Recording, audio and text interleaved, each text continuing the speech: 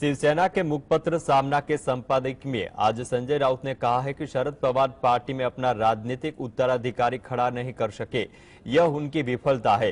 NCP के लोग BJP में शामिल होने के लिए बैग भरकर तैयार है, बस यही बात है कि नाराज हो गए शरद पवार। क्या मानना है शरद पवार का, देखते हैं अंदर की बात रिपोर्ट में।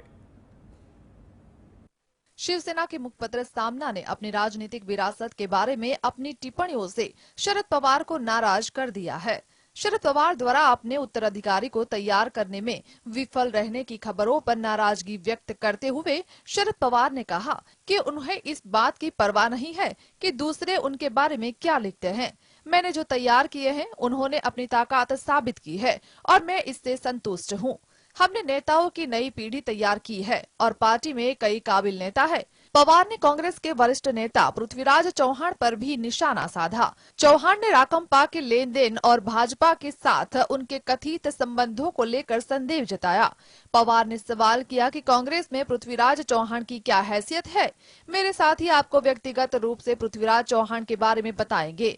पवार की आलोचना के बाद संजय राउत ने स्पष्ट किया है कि सामना का लेख पवार की आलोचना नहीं करता है और केवल एक दृष्टिकोण प्रस्तुत करता है। Bureau report. प्रधानमंत्री नरेंद्र मोदी ने राजस्थान में माउंट आबू में स्थित आबू रोड पर जनसभा करते हुए गहलोत पर निशान साधा।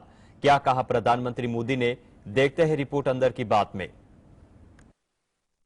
प्रधानमंत्री नरेंद्र मोदी राजस्थान के दौरे पर है। पीएम मोदी ने बुधवार को मुख्यमंत्री अशोक गहलोत और पूर्व डिप्टी सीएम सचिन गहलोत अन्य भूतपूर्व उप मुख्य को लेकर कटाक्ष किया।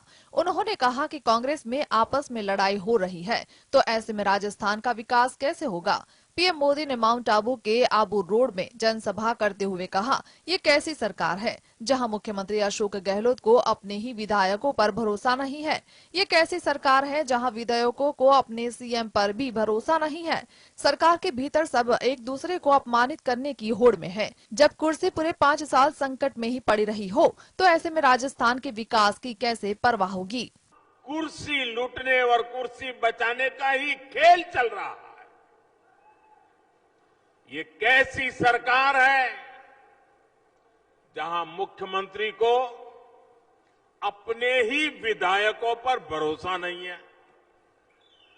ये कैसी सरकार है जहां विधायकों को अपने सीएम पर भी भरोसा नहीं है। सरकार के भीतर सब एक दूसरे को अपमानित करने की होड़ लगाए बैठे हैं।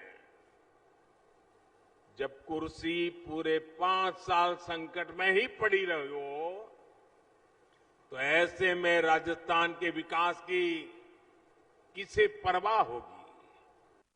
दरअसल कांग्रेस नेता सचिन पायलट ने गहलोत के उन आरोपों का खंडन किया कि 2020 में बगावत करने वाले विधायकों ने बीजेपी से पैसे लिए थे।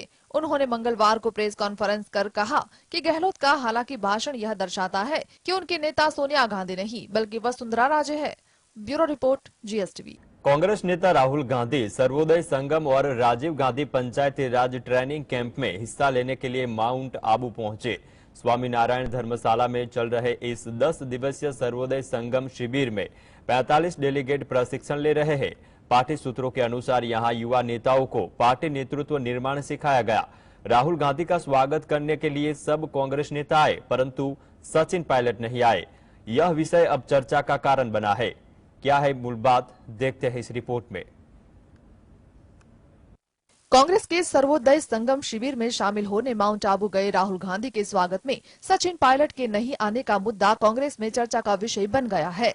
राहुल गांधी जब दिल्ली से नियमित उड़ान से उदयपुर के डबोका हवाई अड्डे पर पहुंचे, तो मुख्यमंत्री अशोक गहलोत और कांग्रेस के प्रदेश अध्यक्ष गोविंद सिंह डोटासरा ने राहुल गांधी का स्वागत किया, लेकिन पायलट नजर नहीं आए। माउंट आबू में पिंडवाड़ा के पूर्व विधायक लालाराम गरासिया और गंगाबेन गरासिया राहुल से मिलने पहुंचे, लेकिन पुलिस द्वारा रोके जाने पर खूब हंगामा हुआ।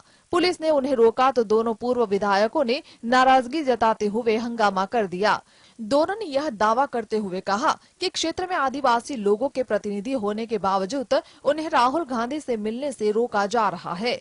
उन्होंने दावा किया कि गहलोत उन्हें उनसे मिलने से रोक रहे थे। ये बात सुनकर 30 मिनट के बाद दोनों को अंदर बुलाया गया और दोनों की राहुल से चर्चा हुई। Bureau report, GSTV।